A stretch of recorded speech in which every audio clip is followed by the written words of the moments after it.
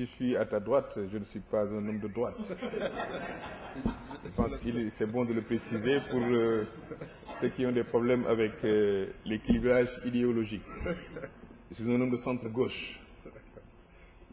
Je voudrais donc vous remercier de m'avoir donné la parole, saluer l'assistance qui, de manière attentive, est en train de suivre ce que nous sommes en train de débuter comme conviction. Saluer donc tous les panélistes ici présents, à commencer par le doyen Niang. J'espère que tu n'as pas été un peu... Tu n'as pas eu la main assez haute pour le petit déjeuner de ce matin. Absolument. Me féliciter donc de l'intervention tout à l'heure du professeur Dieye, un homme de l'art qui a participé donc aux travaux de la Commission nationale de réforme des institutions et qui nous a fait un résumé très succinct parce qu'il y a tellement de choses à dire et de très bonnes choses qu'il a fait le choix en quelques minutes de nous en délivrer des résumés. Et me féliciter de la tenue donc de cette rencontre, en commençant par féliciter M. Mohamed Ly, que j'ai connu à travers les réseaux sociaux comme ça. Nous avons partagé souvent des complicités autour des questions du Sénégal. C'est peut-être pour ça qu'il a pensé que ma place aujourd'hui était là. Je voudrais juste préciser deux choses.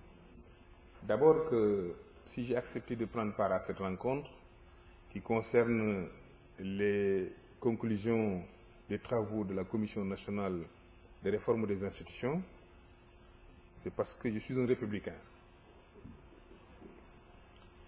Je crois aux institutions et la Commission nationale de réforme des institutions en est une, parce qu'elle a été mise en place par décret du président de la République. Même si je savais effectivement que, comme vient de le préciser le professeur Dieye, le président Macky Sall a choisi le président Mbow en sa qualité de président des assises nationales, auquel mon parti n'a pas pris part, pour la raison évidente que nous pensions que ce n'était pas dans le cadre des institutions que cette organisation était mise en place. Aujourd'hui, je suis très à l'aise pour participer à une rencontre qui est la suite logique des travaux des assises, parce que j'ai lu la charte de la bonne gouvernance, j'ai lu les conclusions des assises, j'ai lu le rapport de la Commission nationale de réforme des institutions. Je pense qu'il y a une cohérence dans la conception des choses, même si, comme il vient de le rappeler tout à l'heure, et c'est honnête, il y a eu des convictions au départ qui ont été un peu remises au goût du jour et qui malheureusement n'ont pas été validées par les consultations que la Commission a faites, mais surtout par ce que nous considérons comme nos usages et nos convictions socio-politiques.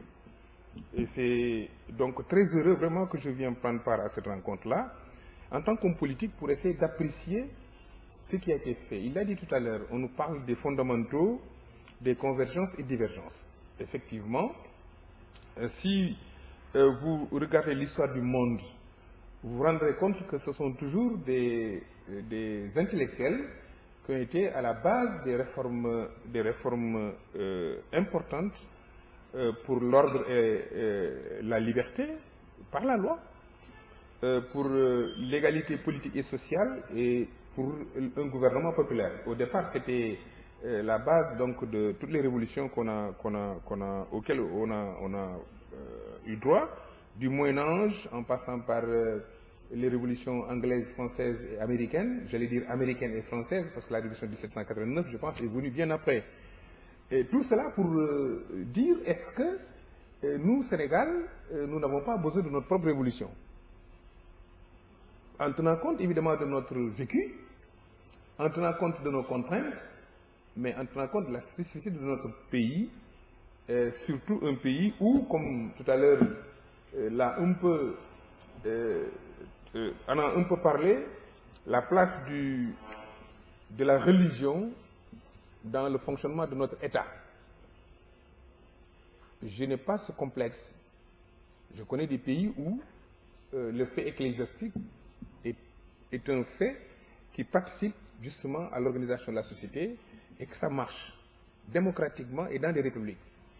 Je ne vois pas pourquoi le Sénégal ne devrait pas commencer d'abord par intégrer ce fait-là, qui est incontournable de mon point de vue pour l'organisation de notre société. Mais bon, c'est une des questions qui peut-être pourrait être revue dans le cadre donc des propositions. Alors, la Commission nationale de réforme des institutions avait pour mission, comme vient de le rappeler le professeur Dieye, je ne vais pas entrer dans les détails des conclusions. Il nous a donné vraiment l'essentiel des informations dont on avait besoin. C'est vrai qu'il y a quelques questions importantes qui me semblent être éludées, j'y reviendrai. C'est surtout la bonne gouvernance, c'est la gestion des finances publiques, c'est l'éthique d'imputabilité. Peut-être je vais dire ce que j'en pense personnellement en rapport avec les conclusions de cette commission.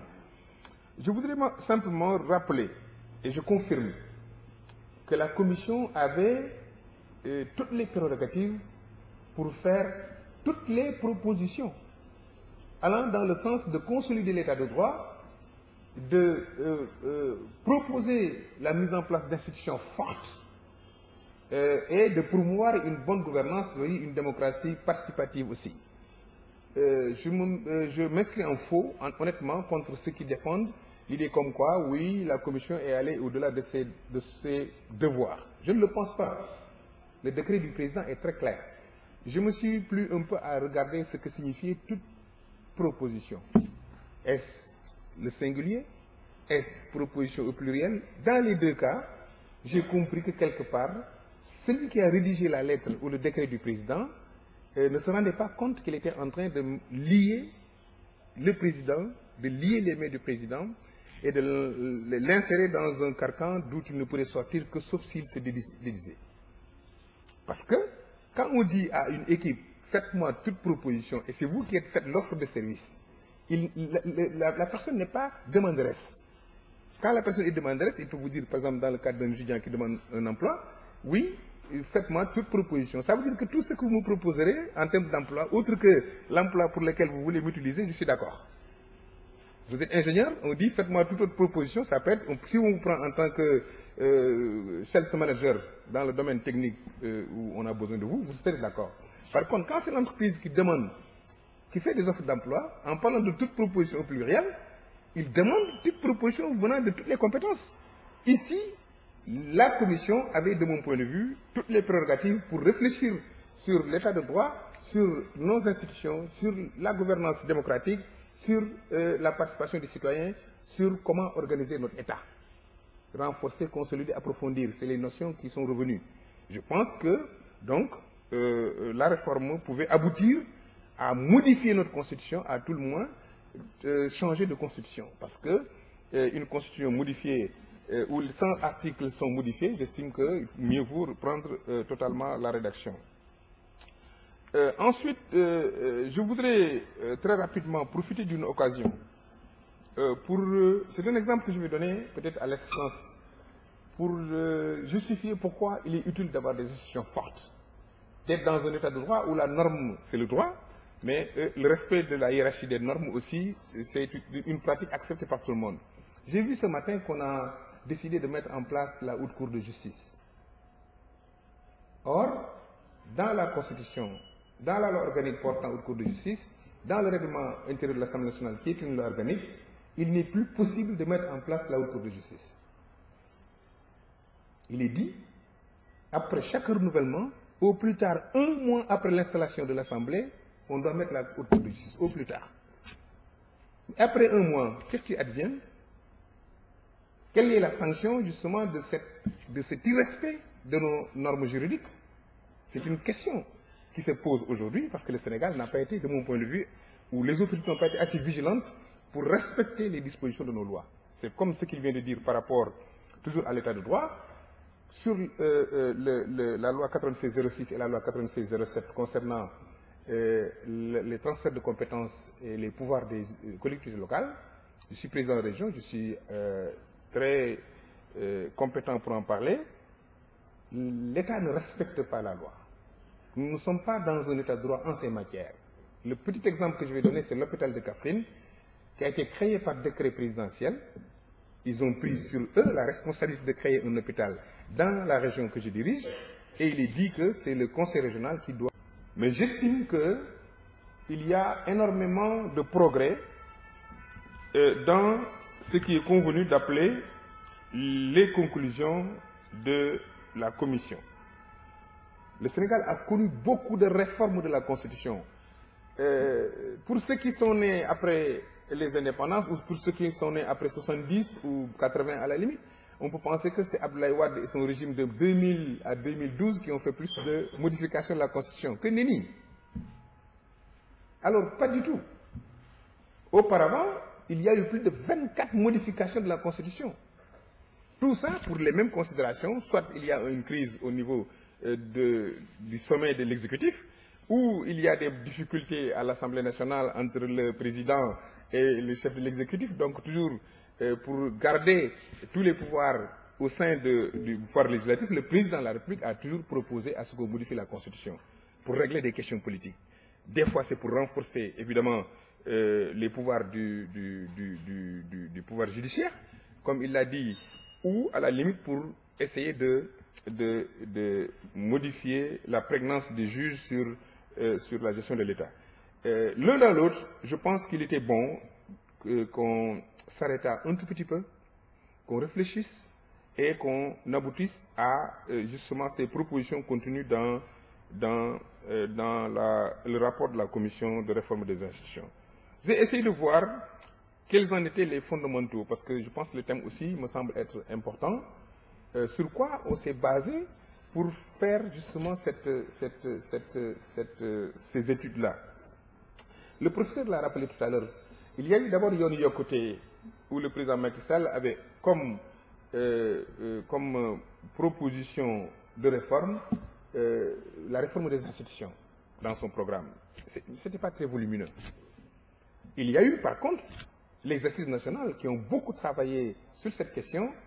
Et ce qui me semble être déterminant, c'est le fait que le président de la République, Macky Sall, ait signé la charte de la gouvernance démocratique et sans réserve, comme l'a rappelé Loum. Je pense que l'un dans l'autre, la Commission nationale de réforme des institutions était légitime et ensuite était devenue légale parce qu'il y a un décret qui a fixé les contours de ces travaux. D'autres fondamentaux, c'est à la suite de justement cette légalité retrouvée, ils ont fait, je pense, un diagnostic, ils ont fait des consultations, ils ont rencontré les citoyens, ils ont fait des forats, ils ont rencontré les partis politiques pour ceux qui le désiraient, et ils ont, de mon point de vue, abouti à quelques axes de réflexion avant de faire des propositions et des recommandations. Je vais très rapidement essayer de les lister sans entrer dans les détails. C'était d'abord la gouvernance démocratique. Pour qu'on arrive à une décision politique nationale qui s'impose à tous à partir d'une divergence initiale des intérêts et des opinions.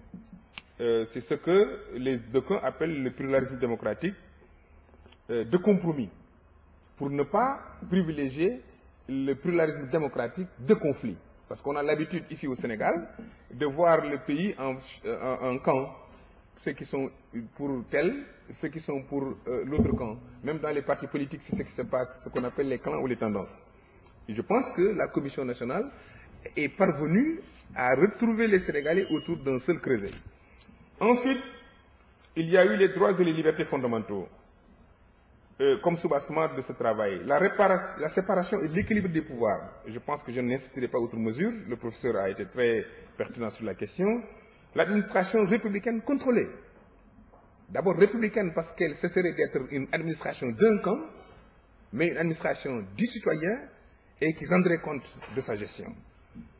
Sur les finances publiques, à ce niveau, je suis obligé d'insister parce que on a beaucoup reproché à notre pays que c'était pas bien gouverné, donc la malgouvernance a été portée en épingle. On me signale que mon temps est épuisé. C'est dommage, mais je vais très rapidement finir. Une constitution stabilisée qui ne serait pas modifiée au gré du prince, un système électoral et la représentation démocratique. Nous allons aux élections le 29 juin. Jusqu'à présent, on n'a pas de code électoral. Et le 9 avril, on devrait naturellement choisir nos candidats et les déposer les listes. un dialogue social instauré, ensuite des collectivités locales administrées librement, et entre l'État et les communautés religieuses, avoir un link qui puisse faire la part des choses.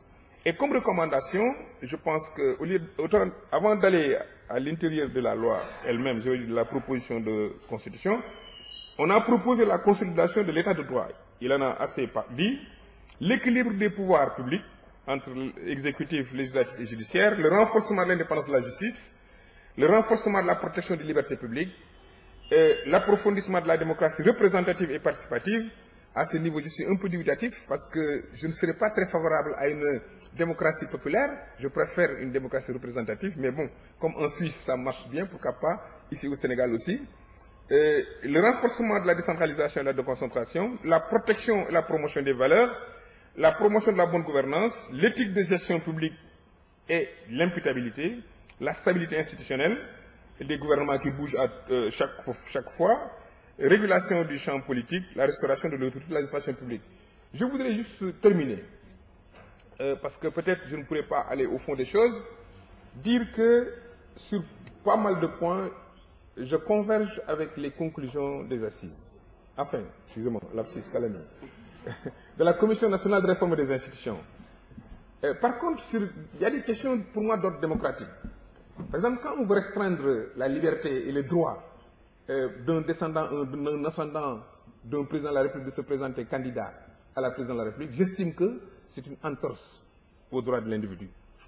Moi, je suis pour que l'on laisse aux Sénégalais le soin de choisir leur élite démocratiquement et librement. Et que chacun puisse compétir en fonction de ses capacités à occuper le poste. Il ne faut pas qu'on tienne compte de son sang pour dire que oui, il n'a pas le droit d'être candidat à tel ou tel autre poste. Je ne suis pas en phase avec la Commission sur cette question. D'autant que je ne suis pas en phase avec la Commission sur cette question, et c'est pour le même principe, qu'on restreigne l'âge d'un candidat. Qu'on dise que, par exemple, telle personne a 80 ans, il n'a pas le droit d'être président de la République. Mais pourquoi? Si la personne physiquement est apte, intellectuellement compétent, techniquement bon pour faire bouger les choses, pourquoi ne le choisirons pas comme président? Il faut laisser aux Sénégalais le soin de se choisir les élites dont ils ont besoin. Voilà donc, grosso modo, pour ne pas garder la parole parce que mon temps est épuisé, on y reviendrait au niveau des questions. Les quelques considérations que j'avais, en remerciant davantage, encore une fois, M. Ly, et en m'excusant d'avoir été très long sur cette question. M. Khan, je vous remets la parole. Membre de IPOTS.